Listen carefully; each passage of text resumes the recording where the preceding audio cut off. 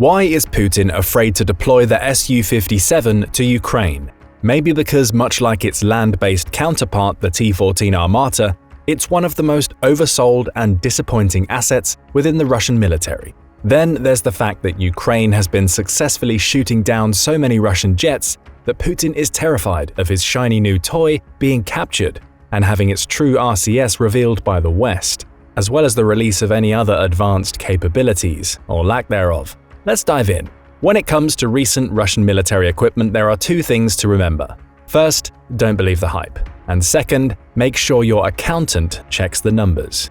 One of the most overhyped and underwhelming members of the new Russian military is the Su-57 fighter, codenamed Felon by NATO. That codename may be its coolest feature. It promises a lot but delivers much less. What's even more surprising is the way that Russia has been shielding this aircraft from potential risk in the skies near Ukraine. We say near since there's no evidence yet that Russia has risked flying the aircraft anywhere but within Russian airspace, except for a very few brief appearances over much less dangerous Syrian airspace. During those brief deployments in 2018, the Su-57 was still considered a prototype and was described by aviation expert and author Tom Cooper as burdened with inadequate and incomplete sensors, incomplete fire control systems, and self-protection suites, no operational integrated avionics, and unreliable engines. Despite its clean lines, impressive maneuverability, and eye-catching paint schemes, this aircraft falls short in many vital areas, including less than stellar stealth capabilities, its use of outdated engines, a reliance on less than state-of-the-art computer systems, and extremely limited production numbers. Much like the more capable US-made F-22 Raptor and F-35 Lightning stealth fighters, the Su-57 ran into extensive development delays and cost overruns. But unlike the F-22 and F-35, the final aircraft has not lived up to pre-production hype. Actually, we can go as far as to say the Su-57 isn't even comparable to the F-22 and F-35. Here's why. The design and layout of the Sukhoi Su-57 Felon is an evolution of the previous Soviet Union's Su-27 shape, adapted for the requirements of low visibility and supersonic speed and agility. In many Western circles, the Su-57 has been described as a stealth flanker, the flanker being the NATO designation for the Su-27. Both planes are twin-engine, twin-tailed planes with an emphasis on being multi-role aircraft, meaning they can handle both air superiority roles as well as being able to strike ground targets with onboard munitions. The Su-57 began development in the early 2000s and has been delayed several times. Its original prototype was expected to make its maiden flight back in the year 2007, but numerous problems with its design have caused equally numerous delays. While its engines are essentially the same as those of the aircraft it's designed to replace, the Su-35S, their implementation has not gone well. At first, the Russians refused to acknowledge that their new jet had a development problem. Finally, in late 2009, the Russians admitted that problems with the engine were causing the delays. The original concept for the Su-57 was for the plane to use the newly designed and more powerful Isdalai-30 engines. However, nearly all the prototypes and production models released so far are equipped with the same engine used on the existing Su-35S, the AL-41 engine. The reason the Isdalai-30 engines haven't been used yet is due to reliability and quality control issues, which have yet to be ironed out. Beyond those problems, both the AL-41 and the Isdalai-30 are nothing more than a slightly updated and heavier version of the AL-31 engine, which was designed back in the 1970s. That the Su-57, designed to be the best frontline fighter for the latter half of the 2020s, flying with what are effectively 50-year-old engine designs, is just one of the plane's troubles. The other problem that carries over from the earlier AL-31 engine is its propensity for catching fire. The Russian plane that sported the majority of these engines, the MiG-31, has a history of crashes due to engine fires, and the AL-41 used in the Su-57 seems to have inherited that engine fire gene. The very first serial production example, Su-57, crashed in 2019, due to what Russian state-run media outlet RIA Novosti said was a mishap occurred during an engine test, or a potential failure in the Su-57's engine control system, but Russian news agency TASS reported that it was a flight control system error. This possible engine fire followed one of the type's T-50 prototypes that was badly damaged due to an engine fire in 2014. These engine problems, along with unanticipated structural fatigue in the fuselage and wings, caused a redesign that included more carbon fiber material, a reinforced airframe, and an enhanced wingspan. These additions raised the overall weight of the Su-57 to more than 25 tons, which further reduced its performance on its older engine models and led to additional crashes during testing. These changes and additions delayed the expected first delivery model from 2015 all the way to 2020. The Su-57 was expected to be Russia's entry into what's known as a fifth-generation fighter.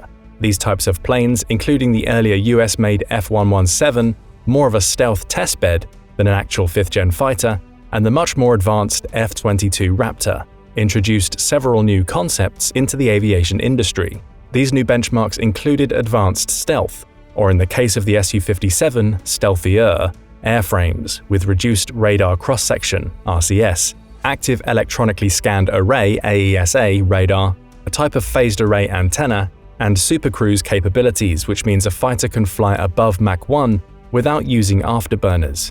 In comparison, the US-made F-22 is able to cruise at speeds of Mach 1.5 or greater without the use of afterburners for extended periods in combat configuration. The Su-57 does hit most of the 5th-gen benchmarks reasonably well. However, it's in the realm of stealth capability that the Su-57 has been heavily criticized. It certainly falls far short of its US counterparts when compared against the F-22 and F-35. Russian aviation expert Pyotr Batowski points out in his book Russia's Warplanes Volume 1 that the primary means of reducing radar visibility is to carry normally wing or belly-mounted munitions in the interior of the plane. External weapons and extra fuel tanks, along with the racks with which they are attached to the plane, dramatically increase the radar cross-section of a plane. Mounting those internally removes those obstructions, but the improvement comes at a cost. For one, it means the plane can carry fewer of these add-ons, while it also means the airframe must be bigger and wider, which leads to an increased weight, which requires a more powerful engine, or in the Su-57's case, dual engines. That double-engine design also means the plane is more susceptible to infrared heat-seeking missiles. It also means the external exhaust nozzles increase the radar cross-section on their own. That problem can be countered by embedding the exhaust within the body of the airframe, which both the F-22 and F-35 do remarkably well, but the Su-57 doesn't even try to hide its dual exhausts, making it more observable to enemy detection. There's also the need to deal with the straight lines for the engine intakes, as well as the turbine blades just inside those air ducts. Again, the F-22 and F-35 have been designed not just with embedded fan blades, making them almost undetectable by enemy radar, but the intakes are also covered in radar-absorbent material. The Su-57 employs radar blockers to reduce reflections from the engine inlet guide vanes and are installed in the engine air intake ducts, but they don't do enough to remove that radar return. The shape of the airframe has been designed to reduce the number of directions in which electromagnetic waves are reflected, including blending the wings into the airframe's body, which helps increase the plane's stealthiness. But there are other problems with the plane that add to its lack of stealthiness. One glaring problem is that the entire plane isn't coated in radar-absorbent materials, which the F-22 and F-35 have. The Su-57 does have a paint job that many warplane simulation enthusiasts think is really awesome and super cool looking, but it does nothing to hide the plane from enemy radar. What's even worse is that the Su-57 has exposed rivets all across the plane, especially on its wings. Those dramatically increase the plane's radar signature, making the plane stand out in real combat. The Russian-leaning website militarywatchmagazine.com, always quick to criticize Western military technology while simultaneously lauding Russian ones, claims the Su-57 is built with a unique blend of low-reflectivity fiberglass, which was offered as a beneficial alternative to the more radar-absorbent stealth coatings used on US and Chinese stealth aircraft, due to its much lower maintenance needs. But the number of problems with this type of an airframe, as seen in the efforts to strengthen and improve the plane after it was supposed to be ready for combat trials, shows that this method of construction presents its own inherent weaknesses. The plane's manufacturer Sukhoi claims the Su-57 has an optimal radar cross-section between 0.1 to 1 square meters.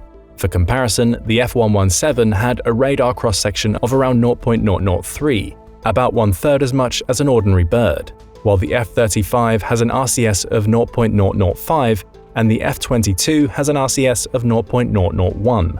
which is somewhere around 1,000 to 10,000 times smaller than the Su-57's RCS. In comparison, a B-52 bomber has a radar cross-section rating of 100, an Su-27 has a rating of 15, an F-16, flying clean, meaning without external weapons and fuel tanks, has a 5, a MiG-21 has a 3, an F-16C has a 1.2, an F-A-18 has a 1.0, and the SR-71 Blackbird has a 0.01, which is about the same as an average bird.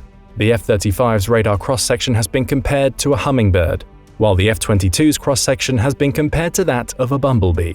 To understand the real-world difference, Russia's standard surface-to-air system, the S-400, uses a 91N6E search radar, which has a detection range of about 240 miles against a target of 4 square meters.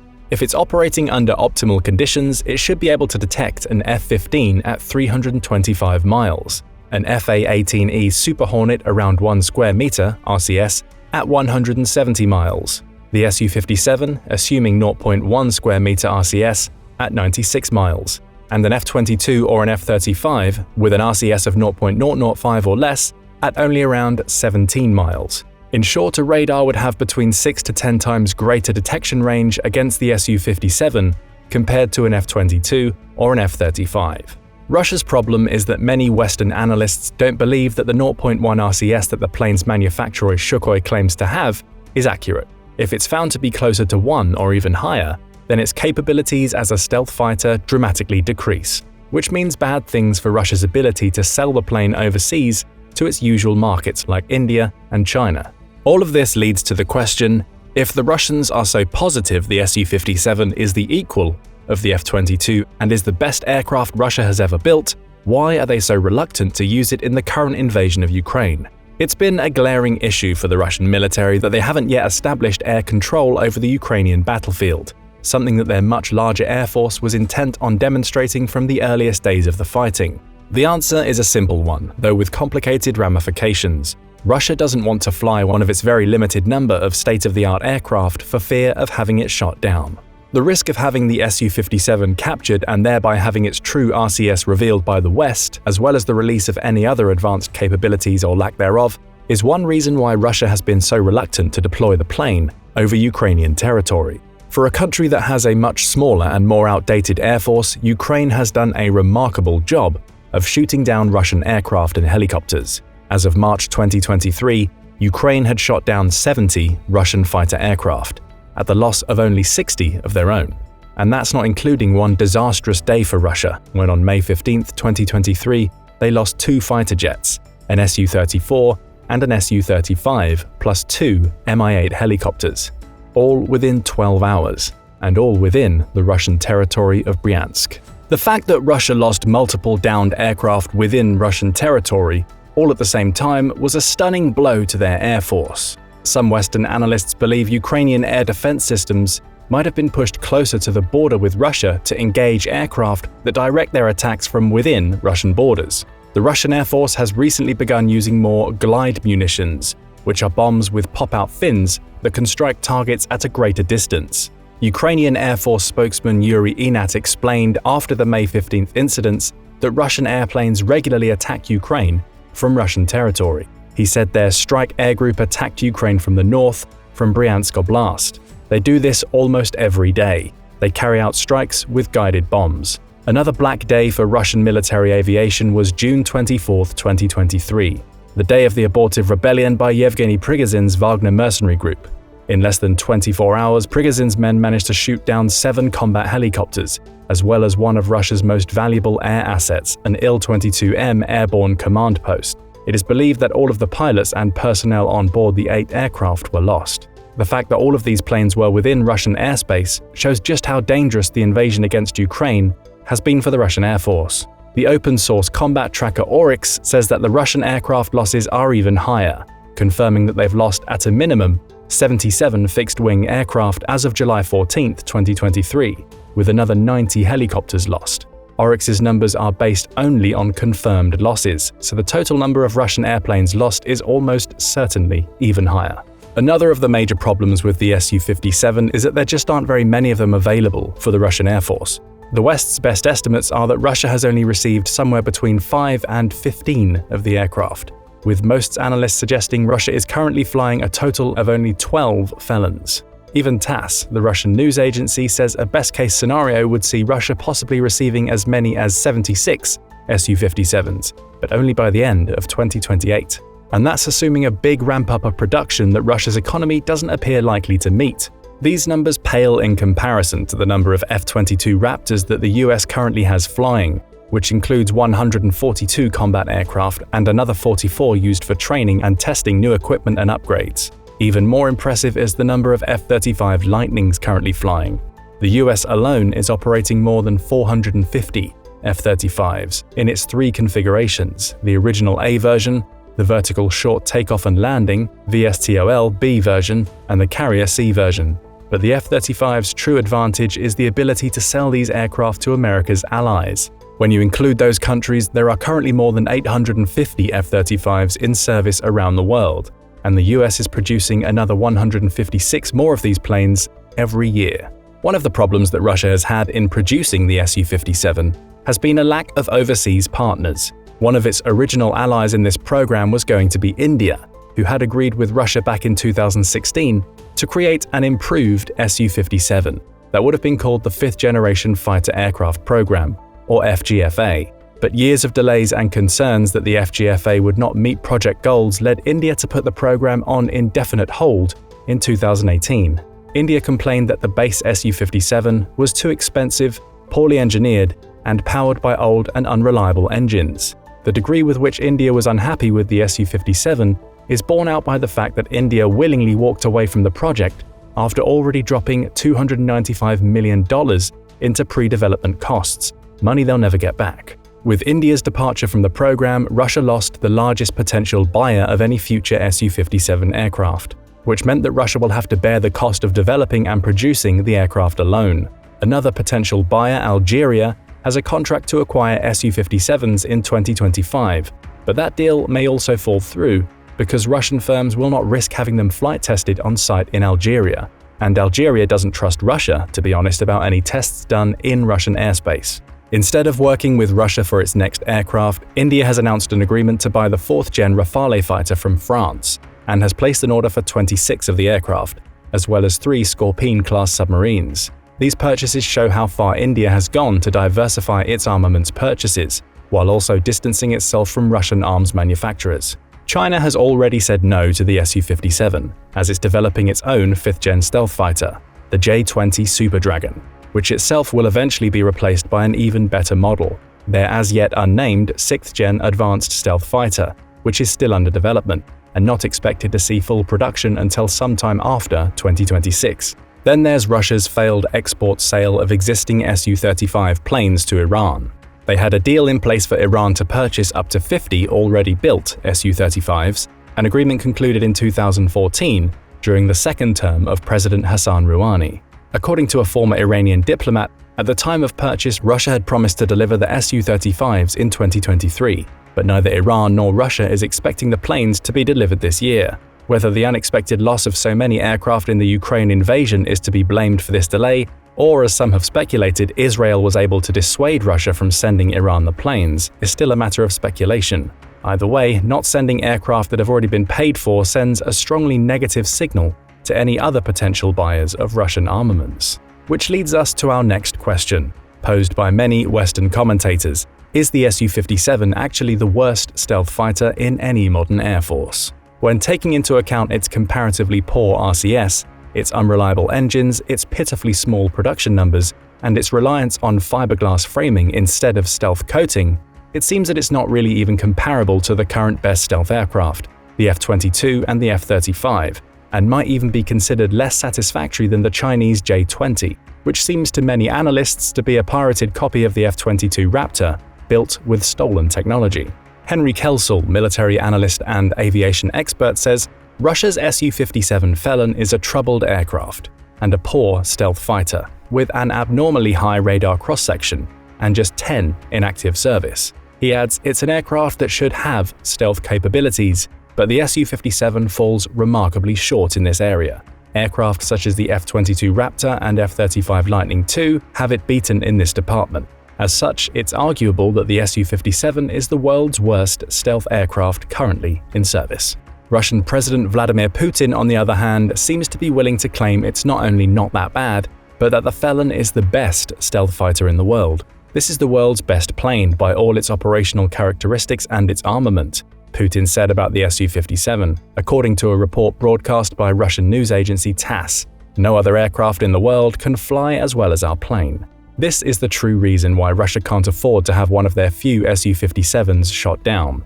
If the West were to get their hands on a shot-down Felon and discover, as many analysts have pointed out, that this plane is nothing more than a souped-up 4th-gen fighter, then its chances of ever being sold to overseas buyers would vanish in a heartbeat. The aviation writer, ex-Marine and foreign policy and defense technology analyst Alex Hollings says, "The Su-57 isn't quite as advanced, quite as capable, or quite as stealthy as the other 3 fighters of its generation.